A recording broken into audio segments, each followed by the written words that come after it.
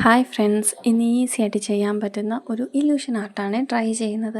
അപ്പോൾ അതിനായിട്ട് നമ്മൾ വരയ്ക്കാൻ ഉദ്ദേശിക്കുന്ന ഇമേജ് ആദ്യം ബാക്ക്ഗ്രൗണ്ടിൽ ലൈറ്റായിട്ടൊന്ന് വരച്ചു കൊടുക്കുക.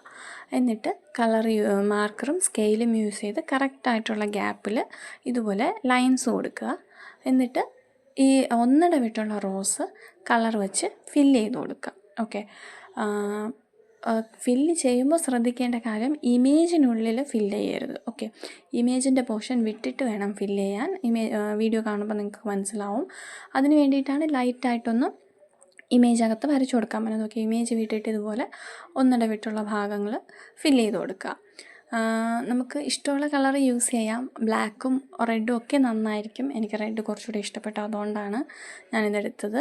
ഇഷ്ടമുള്ള ഇമേജും അതുപോലെ വരച്ചു കൊടുക്കാം. ഞാനിവിടെ ഒരു ഔളിൻ്റെ ഇമേജാണ് എടുത്തേക്കുന്നത്. ഓക്കെ, അപ്പോൾ ഇമേജിന് വെളിയിലുള്ള പോർഷൻസ് ഇതുപോലെ ഫില്ല് ചെയ്തതിന് ശേഷം നമുക്ക് ഇമേജിന് അകത്ത് ഫില്ല് ചെയ്യാം. ഓക്കെ, അകത്ത് ചെയ്യുമ്പോൾ ശ്രദ്ധിക്കേണ്ടത്, നമ്മൾ നേരത്തെ വെളിയിൽ ചെയ്ത പോർഷൻ ഉണ്ടല്ലോ, വെളിയിൽ ചെയ്ത റോസ് വിട്ടിട്ട് ഫില്ല് ചെയ്യാതെ കിടക്കുന്ന റോസ് വേണം ഇമേജിനുള്ളിൽ ഫില്ല് ചെയ്ത് കൊടുക്കാൻ. ഓക്കെ, അപ്പോൾ ഞാൻ പറയുമ്പോൾ നിങ്ങൾക്ക് എത്രത്തോളം മനസ്സിലാവുമെന്ന് അറിയില്ല.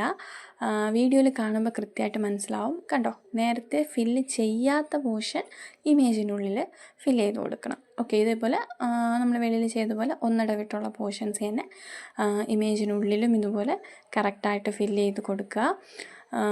അപ്പം ഫില്ല് ചെയ്ത് കൊടുക്കുമ്പോൾ കറക്റ്റ് ഇമേജിനുള്ളിൽ തന്നെ ചെയ്യണം. അതിനാണ് നമ്മൾ ഔട്ട്ലൈൻ കൊടുത്തേക്കുന്നത്. ഓക്കെ, അപ്പോൾ ഇത് ഫിനിഷ് ചെയ്യുമ്പോൾ നല്ലൊരു ഇല്യൂഷനായിട്ടുള്ളൊരു എഫക്റ്റ് കിട്ടും. വളരെ സിമ്പിളാണ്. അപ്പോൾ വെക്കേഷനാണ്, ഒരുപാട് ടൈമൊക്കെ കിട്ടും. എല്ലാവരും ട്രൈ ചെയ്ത് നോക്കുക. അതുപോലെ വീഡിയോ ഇഷ്ടപ്പെട്ടെന്നുണ്ടെങ്കിൽ അത് കമൻറ്റ് ചെയ്യാനും ലൈക്ക് ചെയ്യാനും മറക്കല്ലേ. അതുപോലെ ഇതുപോലുള്ള കൂടുതൽ